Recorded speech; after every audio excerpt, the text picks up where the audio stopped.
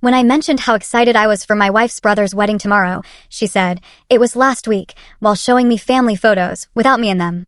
Her sister and parents laughed. "Didn't we tell you?" A month later, when her mom called asking why the renovation payments stopped, I simply said, "Didn't I tell you?" I thought I was preparing for a wedding, for a joyous family celebration. Instead, I was walking headfirst into the coldest betrayal of my life, a betrayal delivered with a casual shrug and a dismissive laugh. I still remember that quiet Thursday evening, the clinking of silverware, the hum of the kitchen fan. I was just folding napkins, helping Adeline, my wife, get ready for what I believed was her brother Mason's wedding the next day. I'd ironed my shirt, even polished my old dress shoes. "You excited for tomorrow?" I asked, gently tucking a napkin into a rose shape. Adeline just blinked, like she didn't understand. Then she tilted her head, narrowed her eyes at me, and replied in the flattest voice I've ever heard. "It was last week." At first, I thought she was joking. I waited for the smirk, the sarcastic jab she always followed her pranks with. But nothing came. She just reached for her phone, tapped a few times, and handed it to me. There it was. Proof. Mason and his bride, Lucy, standing under a wooden arch, guests raising glasses by the lake. Mason's best man, her cousin Jace, wiping tears. The photographer had done a great job. And then there was Adeline, my wife, in a deep emerald dress I'd never seen, hair curled, makeup perfect, smiling like she belonged there. Because she did. Everyone did.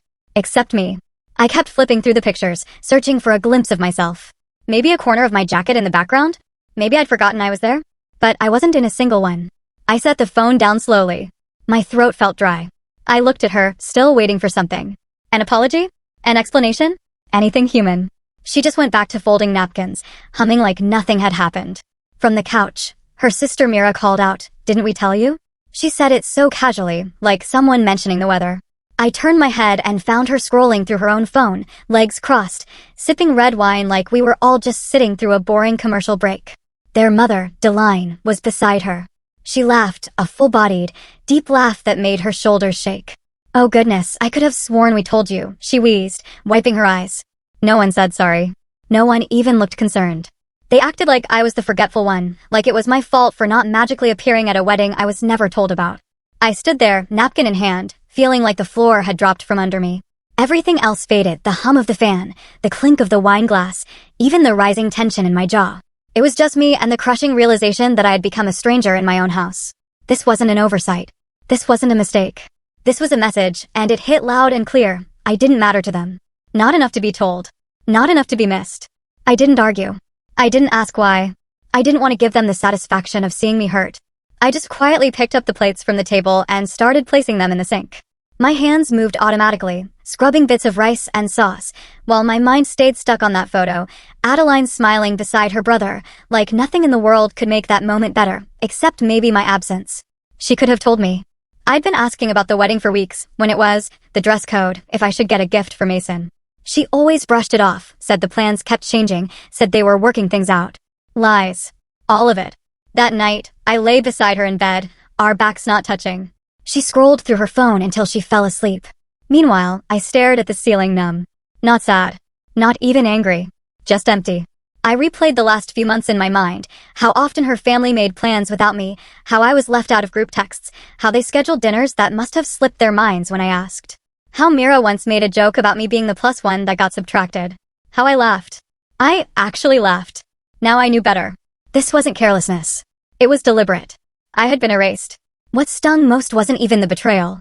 It was the calmness with which they did it, like it was routine, like they had done it before, like I was the only one who hadn't caught on. In the dark, I reached for my phone. I opened the photo again, that emerald dress, that lakeside glow, Adeline smiling without me. I placed the phone face down on the nightstand. And that's when something in me clicked. Not in a loud, vengeful way, but in a cold, quiet whisper deep in my chest. They thought I'd stay quiet. They thought I'd keep folding napkins. They had no idea. That night, sleep didn't visit me, not even a hint of it. I lay still beside Adeline, who had fallen asleep without a shred of guilt on her face. Her breathing was soft and even, like someone who had nothing to worry about in the world. Meanwhile, I was wide awake, staring at the ceiling, my mind circling the same question again and again. How long have I been invisible in this family? I turned to my side, quietly picked up my phone, and opened the gallery where I had saved the wedding photos from her screen. I zoomed in on each one, examining faces, body language, laughter. Everyone looked happy, posed, included. Except me. I wasn't there, not in any shot, not in any corner of a reflection, not in a stray shadow. Because I wasn't invited. Because they had made sure I wasn't supposed to be. They didn't forget. They excluded. And it wasn't just about missing the wedding. That was just the surface. This ran deeper. Much deeper. I remembered the weeks leading up to that date. How I had helped Mason fix his new house. He'd called me about a cracked pipe under the guest bathroom, and I had called in my usual plumber. When the guy quoted him too high, I offered to cover part of it quietly. No big scene. I just wired the difference straight to the company. Then there was the fencing issue, the kitchen tiling, the rewiring of the faulty breaker panel. I had been there every step of the way. I had done it all because family helps family. Or so I thought. Now I realized what I had really been: useful. Not loved. Not included. Just useful. Like an app they open when needed and close the second it's done. As Adeline shifted beside me, I studied her silhouette in the dark. She looked peaceful, like someone who had just hosted a successful event. I wondered if she had smiled while they toasted her brother. I wondered if she had made a speech. Did she mention me? Did she lie and say I was away on business? Or worse, did no one ask about me at all? It made my stomach turn. By 5 a.m., I was up. I moved around the house like a ghost, quiet, invisible, familiar. I made coffee, skipped breakfast, sat at the dining table where we had once shared laughs and plans, and just stared at the empty seat across from me. Then I pulled out my laptop. It wasn't out of revenge, not yet. It was out of clarity. Cold, necessary clarity. I opened my spreadsheets. Line by line, I went through every transaction over the past 2 years. Tens of thousands had gone to Mason's renovation, Deline's house repairs, a few. Chunks here and there toward Mira's salon launch, though that business barely lasted 3 months before folding, and no one ever mentioned returning what I gave. I never asked. I never kept score. Until now. Because now it mattered. I looked at the pattern, and a terrible realization hit me. I was more involved in their financial life than their emotional one. I wasn't family. I was infrastructure. That morning, Adeline wandered in around 7, wrapped in her robe, yawning and scratching her head. She smiled when she saw me. Morning, she said, planting a light kiss on my cheek, like nothing had happened. Morning, I replied, my voice so calm it surprised even me. She poured herself coffee and sat opposite me. Then she started scrolling through her phone. I watched her for a moment, trying to picture what it felt like to live without consequence, to break someone's trust and then sit beside them like nothing happened. That took a kind of audacity I couldn't understand. What are you working on? She asked without looking up. Just going over a few numbers, I said. She nodded, uninterested, and moved on. I watched her take slow sips from her cup. That's when I realized something else. She didn't expect me to question anything. Not the wedding. Not the photos. Not even my absence from a day that any decent partner would have been part of. And that's when the quiet started hardening inside me. The kind of quiet that isn't weak. The kind that observes, that calculates, that makes a decision. I didn't confront her. I didn't shout. What good would that do? Her mother would laugh it off. Mira would roll her eyes and say I was being sensitive. Mason would shrug and pretend he had no idea. And Adeline would just blink and say something hollow like, I didn't think it mattered. I had become a ghost in my own marriage. I was present in form, but erased from meaning. So I decided I would play the part. From that day on, I moved differently. I stopped talking during dinner. She didn't seem to notice. I stopped suggesting family plans. She didn't seem to care. When her mother called and left her phone on speaker, I just listened. I took in the way Deline referred to me like an outsider. What does he think about that? Is he going to pay for it? Tell him we'll call when we need him. They spoke about me like I wasn't in the room.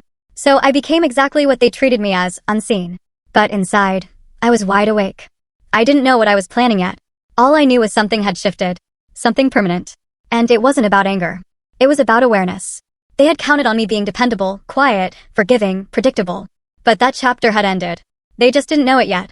It was a sunny Sunday when I made the mistake of driving past Mira's house. I hadn't been invited, of course I hadn't, but something pulled me that way.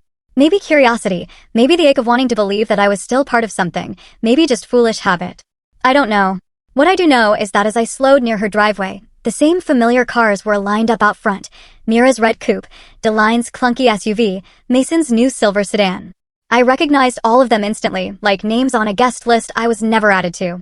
And through the open windows, I heard laughter. Genuine, easy laughter. I sat in my car across the street and just listened. The clinking of dishes, the sound of chairs scooting across the hardwood floor, someone turning up music on a Bluetooth speaker. Bacon. I could smell bacon from my window. I'd cooked it for them before. Mira liked hers crispy. Deline always scolded me for burning the edges. I used to think that meant she cared. But that morning, sitting there in a car I paid for, parked near a home I helped renovate, something cracked in me. They were celebrating again, together, and once again, I was the ghost they never spoke of. I stared at the sidewalk for a long time. People passed by, walking dogs, pushing strollers. Normal life kept moving while I sat in the middle of it, paralyzed by the truth that had been growing louder with each day. They never considered me family. I was the man who paid. That's it. Mira's husband, Grant, had called me 3 months ago when their hot water heater burst. Said he didn't know who else to call. I had a guy there in an hour, paid the bill too, because Grant said he was waiting on a client payment and Mira was stressed. Then there was the new windows at Deline's house. The old ones had leaks. I'd arranged the contractor and wired the deposit myself. No one thanked me. They acted like it was expected, like breathing. And I let them. I didn't want to admit that, but sitting in that car, watching Mira's front door swing open to reveal trays of food and happy people with wine glasses, I understood what I had become. I wasn't a member of their circle. I was a resource. A backup plan. A wallet that smiled. And they didn't even have the decency to pretend otherwise. I drove off in silence, passing by familiar streets, landmarks that used to make me smile, like the bench Adeline and I once sat on after our first real fight. Now everything felt hollow. Every corner had a memory that had been edited, bleached of warmth. When I got home, I didn't go inside right away. I stood in the driveway, hands in my pockets, looking at the house I once thought of as ours. But even it had started to feel borrowed, temporary, like the key in my hand unlocked something I no longer had a place in. I walked through the door quietly. The living room was empty. A pile of shopping bags sat near the stairs. Adeline must have gone out with Mira the day before, probably shopping for Mason's housewarming or something equally meaningless. I didn't ask. I didn't want to give her the opportunity to lie. Instead, I poured myself a glass of water, went into the study, and called Theo. Theo and I had been friends since college. He was a lawyer now, sharp, precise, and more loyal than anyone I'd ever met. He'd been the best man at my wedding, though no one from Adeline's side ever really warmed up to him. Too blunt, they said. Too serious. But I'd take blunt over fake any day. Long time, he said when he picked up. Everything all right? No, I said. But it will be. He didn't press, just waited. I told him everything. About the wedding, the laughter, the photos. About sitting outside Mira's brunch like an idiot, hoping someone might call. I told him about the money, the repairs, the family that had silently cut me out while still dipping into my pockets like it was tradition. There was a long pause on his end. Then he asked, "You want out?" I didn't answer right away. I stared at the window beside me, watching a squirrel run along the fence line. No, I said. Finally, I want silence. He was quiet for a moment. Then he said, "You don't want to confront them?" I shook my head, even though he couldn't see me. They don't deserve confrontation. They'll spin it, laugh it off, twist my words. I just want silence. Clean, cold silence. I can do that, he said. But silence is a powerful tool. Once you go that route, you can't shout later. I don't want to shout, I replied. I want to vanish. But I want them to feel it. Theo exhaled. All right, let's get to work then. We discussed accounts, transfers, and how to quietly untangle myself from every financial thread connecting me to the Andersons. I'd kept everything in my name or my holding company, but I'd never enforced boundaries. That was about to change. We drafted the first set of documents that night, and when I hung up, I didn't feel rage. I didn't feel grief. I felt something better, clarity. I walked back into the living room and found Adeline on the couch, phone in hand, laughing softly at something Mira must have said. She looked up and smiled.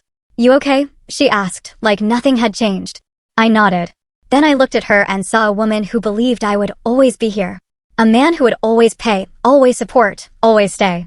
And in that moment, I finally understood they didn't erase me because they hated me. They erased me because they thought I would never leave. The following Monday, Theo and I met over breakfast at a quiet little diner outside the city. It was the kind of place where nobody asked questions and everyone minded their own business. I didn't want to meet in a law office or a boardroom. I didn't want this to feel like a war, just like a decision, a correction. Theo brought a folder with him. Inside were the documents I needed to sever the quiet chains I had spent years wrapping around myself. He slid the folder across the table with his usual no-nonsense expression. It's all here, he said, tapping the cover. Renovation payouts, property maintenance grants, discretionary contributions. Every last one of them routed through your personal holding firm. You've been a generous man. I opened it and skimmed the pages, contracts, authorizations, amendments I had signed without thinking twice, because family needed help, because I believed helping them made me part of something. I want it all paused, I said quietly. Every cent. Every automatic payment. I don't want a single light bulb changed unless they call me personally. Theo nodded. I'll get the order signed today, and I've set up alerts in case they try to go around you. I sipped my coffee slowly, thinking of the look that would cross Delaine's face when the plumber said, payment never came. The confusion in Mira's voice when the contractor refused to continue fixing the patio. The moment Adeline would try to spin it into another technical mix-up. I didn't smile. I didn't need to. Later that afternoon, I sat at my desk in the study and began removing myself from every informal tie I had to them. I called the gardener who maintained Delaine's lawn and told him not to expect next month's payment. I emailed the property insurance rep and revoked the coverage extension I'd added for Mira's leaking ceiling. I didn't explain. I didn't make excuses. Just a line here, a cancellation there. Silent redirection. And then I waited. It took 5 days. On the 6th morning, I was having coffee on the porch when my phone buzzed. Delaine's name lit up the screen. I stared at it, let it ring until the final chime, and then picked up. I wasn't angry. I wasn't curious. I just wanted to hear how she would spin it. Hello, I said, as calmly as if she were an old coworker calling to check in. Oh, thank God, she sighed in that over-the-top voice of hers. Darling, I just got off the phone with that terrible builder. He said the kitchen work's been stopped, something about funds not going through. I told him that must be a mistake, of course. I mean, you've always handled these things. Is it a bank issue? I leaned back in my chair, staring at the wind chimes Adeline had bought 2 summers ago. They clinked softly in the breeze, like they were mocking her mother's voice. No mistake, I said plainly. A beat of silence on the other end. I'm sorry, she said. I gave a quiet chuckle and replied, didn't I tell you? I repeated it slowly, gently, with the same emptiness her daughter had once offered me across our kitchen table. Didn't I tell you? She paused. I could hear her trying to decide whether to laugh again, whether this was some odd joke she didn't quite get yet. But I didn't wait for her to find footing. I'll let you sort it out with Mason or Mira. I'm sure they've got it handled. Then I ended the call. It wasn't slamming a door. It was turning off a light. Later that day, Mira texted me, just 2 words, payment issue. I didn't reply. Instead, I opened the filing cabinet and pulled out the folder labeled Anderson Affairs. Yes, I had finally started naming things properly. I placed their folder beside others, business accounts, real estate ventures, trusts. I looked at them all and realized something stunning. Every person in that family had benefited from me. Everyone. And not once did they treat me like I belonged. For dinner that night, Adeline made pasta. I could hear her humming while she stirred in the kitchen. She didn't ask how my day was. She didn't mention the calls. She didn't seem to know her mother had been cut off or that Mira was now pacing in her living room. She asked about the weekend. I said I'd be working. She smiled, but it didn't reach her eyes. The next evening, I came home to find her mother and sister sitting in the living room. Delaine stood the moment I entered, like a politician pretending to welcome an old ally. Oh, good, you're home, she said, her voice strained with something she didn't know how to hide: fear, confusion, entitlement, all of it. Mira gave me a small wave. We thought we'd come talk in person, sort things out. I didn't sit. I walked to the hallway table, pulled out the envelope I had prepared earlier, and handed it to Delaine. She opened it right there. Inside was a packet of itemized receipts, contractor logs, maintenance records, everything I had paid for over the past 3 years. Every leak, every wall, every nail. This, I said, is what humor used to cost me. Her eyes darted across the pages, realization dawning like thunder. I didn't keep score before I continued, because I believed I was part of this family. I thought love was a shared thing. But it turns out it was just a tab I didn't know I'd opened. Delaine tried to speak. I didn't let her. And now the account is closed. I turned and left the room, walked straight upstairs, and shut the door behind me. I didn't hear them leave. I didn't care.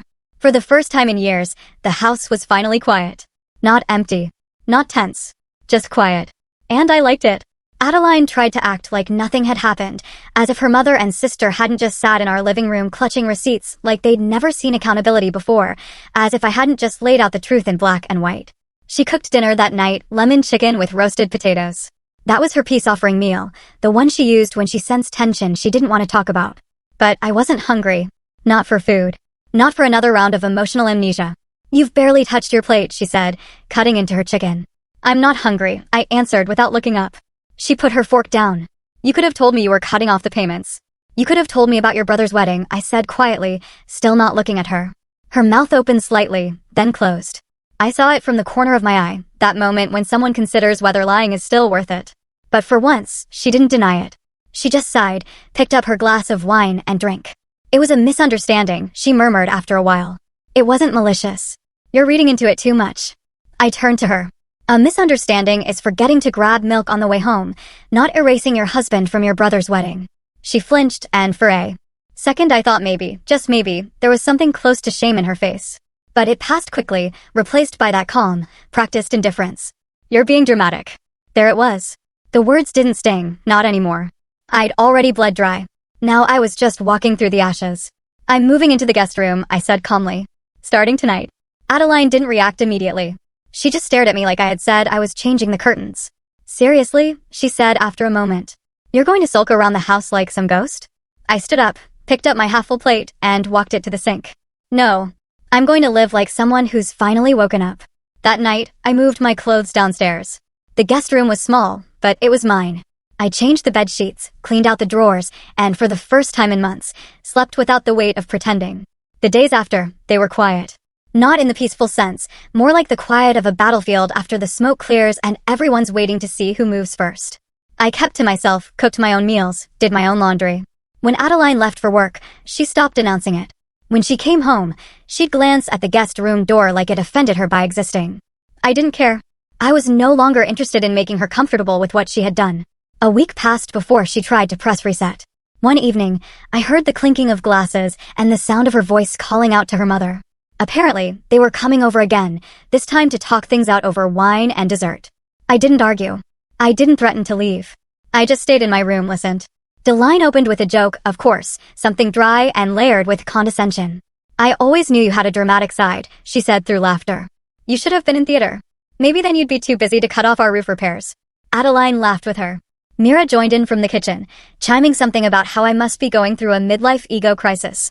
I walked out of the guest room, slow and quiet, and stepped into the hallway.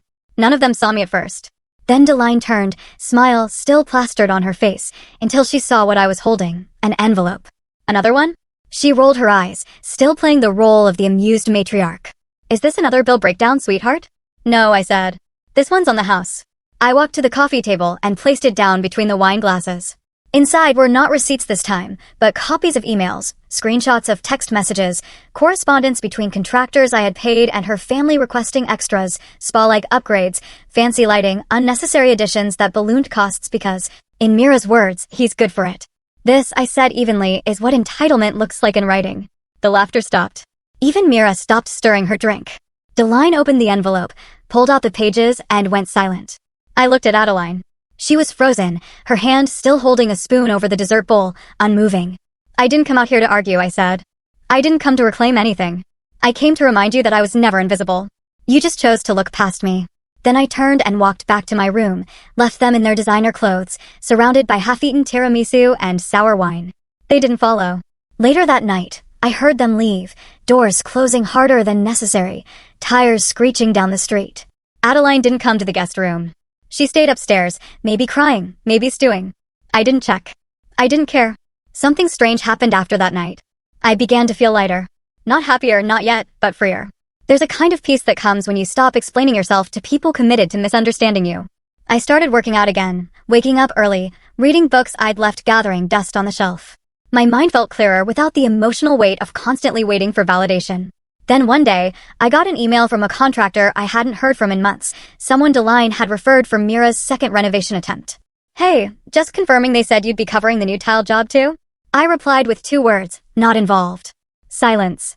Sweet silence. From that point on, I stopped bracing myself for the next manipulation, the next insult dressed as a joke, the next request laced in fake warmth. I knew what I was now. I was no longer the man who pays, but isn't family. I was the man who remembers everything and forgets nothing. I left the house before sunrise, not out of anger, not to make a scene, just a quiet decision after too many days of watching my own reflection fade in a home I no longer recognized. I had packed a small duffel bag the night before, a few shirts, a laptop, my documents, and the spare keys to a condo I bought 5 years earlier, back when I still believed in the concept of future-proofing my life. The condo sat on the 9th floor of a high-rise on the quiet side of the city. It had floor-to-ceiling windows, a view of the skyline, and the one thing I hadn't realized I missed until I opened the door, space to breathe. The silence there was different. Not the tense kind that sat between 2 people in a house that had grown too big with emotional distance. No, this silence was clean. It was mine.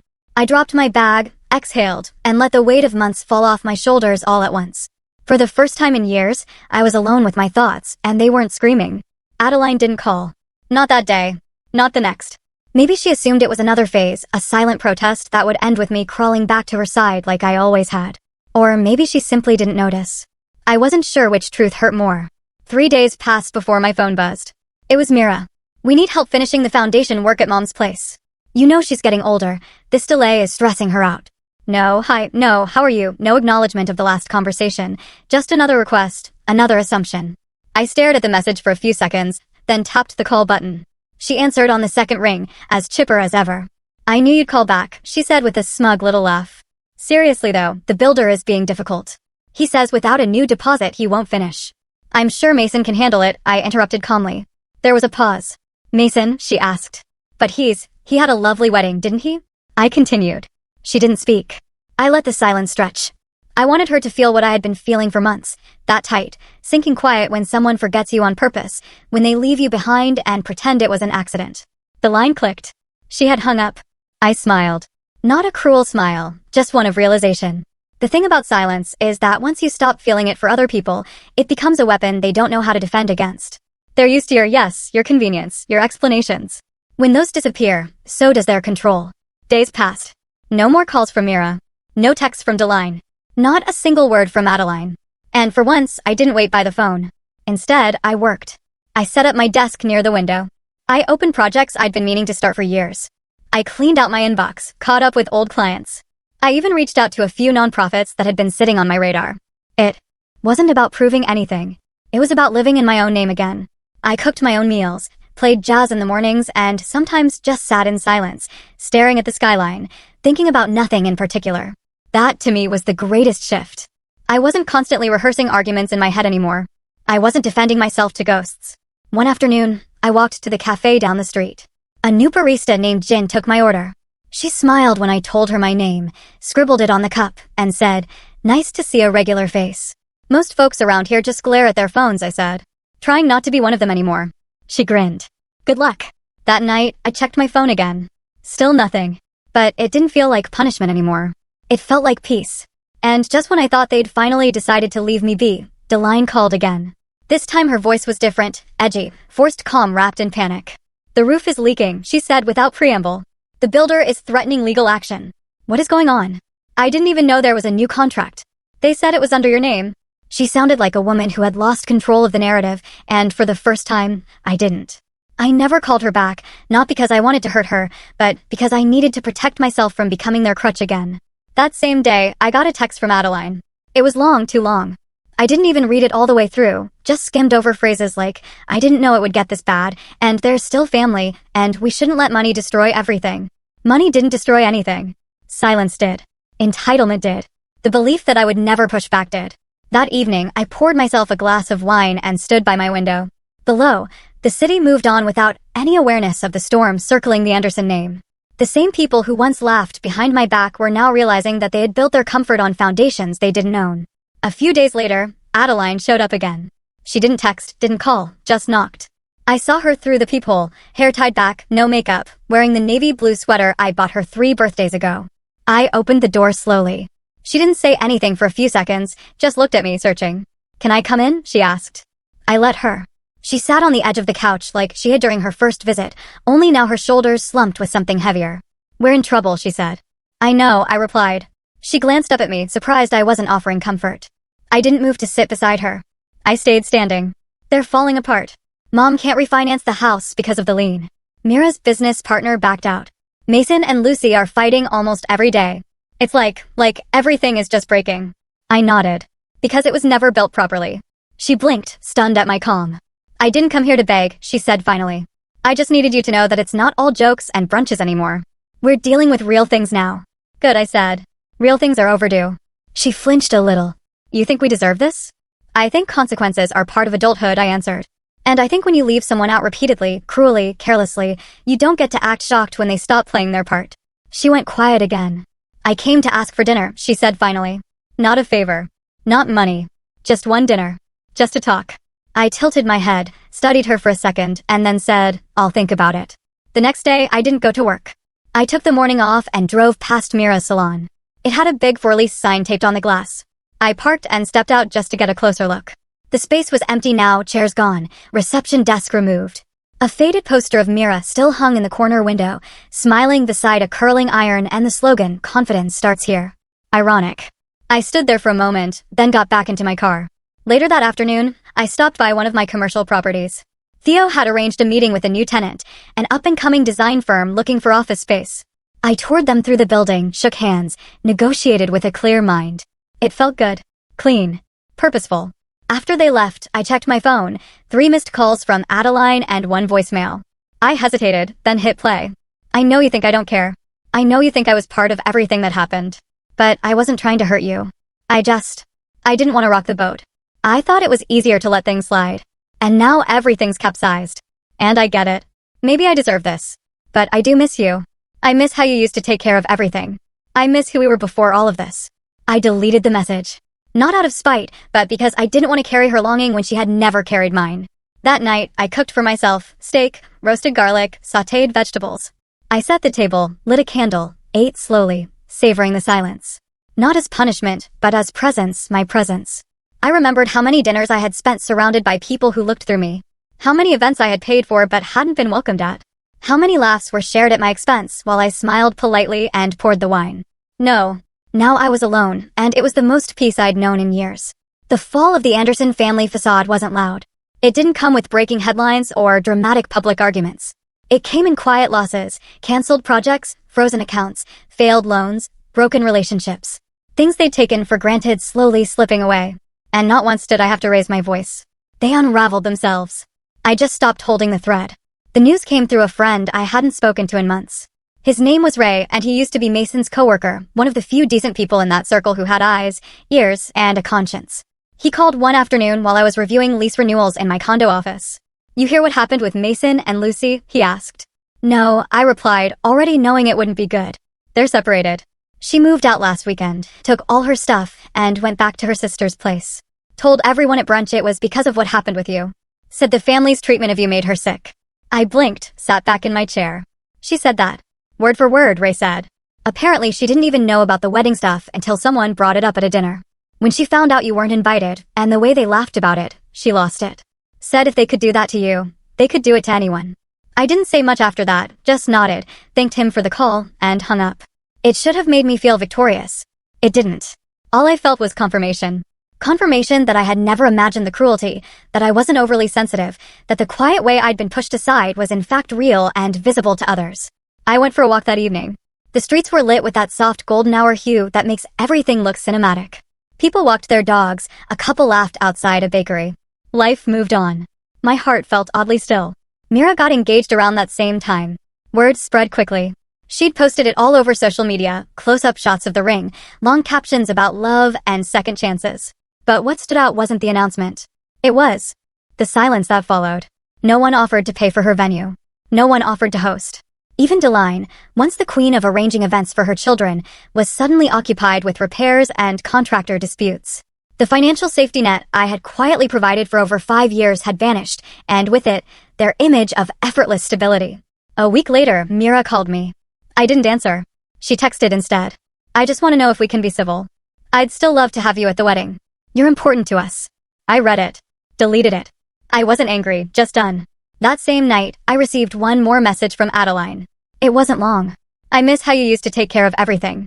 That line hung in my chest longer than I wanted it to. It wasn't an apology. It wasn't accountability. It was nostalgia, selective and convenient. She missed the ease I created, the invisible scaffolding I built around all of them so they could shine while I faded. I didn't respond. Instead, I stood by the window and looked out at the city again. Every time I did, it reminded me of who I was outside their orbit, a man who could build, protect, think, provide.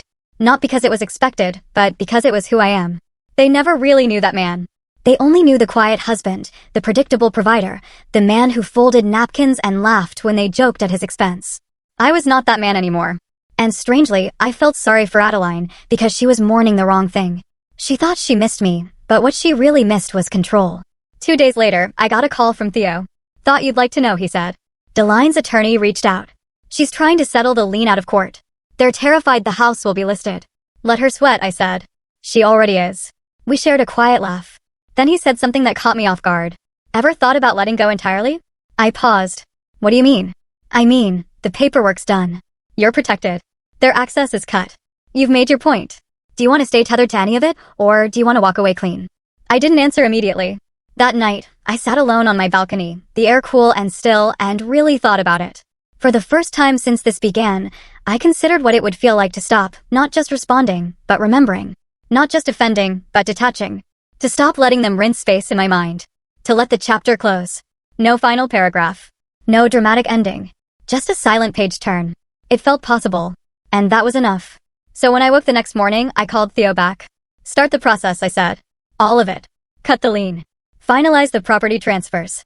Close out anything still tethered to their names or their chaos. Let them live in the world they created without me. Because that's what they chose. I was just honoring it. It's been almost a year now, a full turn of the calendar since the day I stood in my own kitchen and was told, without hesitation, without apology, that my wife had attended her brother's wedding without me. A year since Mira laughed from the couch and asked, "Didn't we tell you?" while her mother sipped wine like I wasn't standing in the room. A year since I folded napkins with hope in my chest and went to bed with silence in my lungs. And now? Now I live in a home that I chose. Every piece of furniture was handpicked by me, not bought to impress anyone or match someone else's idea of elegance. My mornings start with peace. My nights end without noise. I don't check my phone bracing for another passive-aggressive text. I don't carry invisible debts for invisible roles in a family that never truly welcomed me. I carry only myself. And that has been enough. My condo has become something I didn't know I needed, a refuge. Not from the world, but from the version of myself I used to be. The man who explained too much, gave too much, waited too long for people who would never clap when he walked into a room. The silence is no longer a wound. It's a wall I built, brick by brick, to keep out noise I no longer accept. Last week, I hosted dinner. A small one. Nothing extravagant. Just a few people I trust, people who never made me prove my worth. Theo brought wine, of course. He's become more than just my lawyer. He's my anchor in storms I didn't know I was allowed to step out of. My sister Nadia flew in from Florida with her boyfriend. She used to worry about me. Now she just hugs me longer and smiles wider. We sat around the table, my table, and passed plates without judgment, without tension, without pretending. It wasn't fancy, no caterers, no floral arrangements, no performance. Just laughter, real stories, and clean plates. Sometime after dessert, Theo leaned back in his chair and asked the question I knew was coming. Do you ever hear from Adeline's family anymore? The room got quiet, not uncomfortably, just curiously. Everyone looked at me like they were waiting for some dramatic revelation. I smiled. Not anymore, I said. I finally got the hint. Laughter followed, warm and knowing. And that was it. The chapter closed with a single sentence. No rage. No revenge. Just a fact. I hadn't blocked any of them. I hadn't sent cruel messages or broadcasted their downfall. I simply stopped showing up where I wasn't seen. Stopped carrying weight for people who would never lift mine. That was my justice. And it was enough. The next morning, I got up early and went for a walk. There's a trail near the condo that leads down to a quiet park by the water. I go there often now when I want to think, when I want to feel grounded. There's a bench I like. From there, I can see the reflection of the city skyline on the lake, the same skyline I used to stare at from my office window during sleepless nights, wondering if I was the problem, wondering if maybe I wasn't trying hard enough to earn a seat at their table. But sitting here now, I understand what I didn't then. It was never about trying harder. It was about realizing I was trying for the wrong people. People who mistook kindness for weakness. People who saw silence as consent. People who believed being family meant being owed. I stayed in that system for so long because I thought loyalty meant endurance. But loyalty without respect is just self-abandonment dressed up in polite manners. And I'm not that man anymore. I've rebuilt my world now, smaller, tighter, built not on obligation, but on mutual presence. No more pretending. No more squinting to find value in people who refuse to offer it freely. Sometimes I see glimpses of the Andersons in public posts. Someone tags Mason in a group photo, or Mira uploads a story about her wedding planning struggles. I scroll past, not with bitterness, with disinterest. They live in a chapter I've already closed. Adeline. She tried reaching out a few more times. Once through email, another time through a letter she dropped off at the front desk. I read the first paragraph. That was enough. The rest I let go unread. She said she missed me, but really, she missed the convenience I offered. The quiet man in the background, solving problems without being seen. That version of me is gone, buried beneath every unpaid debt, every inside joke that left me out, every party I funded but was never truly invited to. And what replaced him? A man who smiles when his phone is quiet. A man who eats alone when necessary and never feels alone. A man who hosts dinners around tables he built, chairs he chose, with people who show up without needing to be convinced to care. So if anyone ever asks what happened to me, where I went, why I don't speak, why I never returned, I'll say this: I didn't leave with anger. I left with clarity. And when they finally realized what I carried, I was already gone.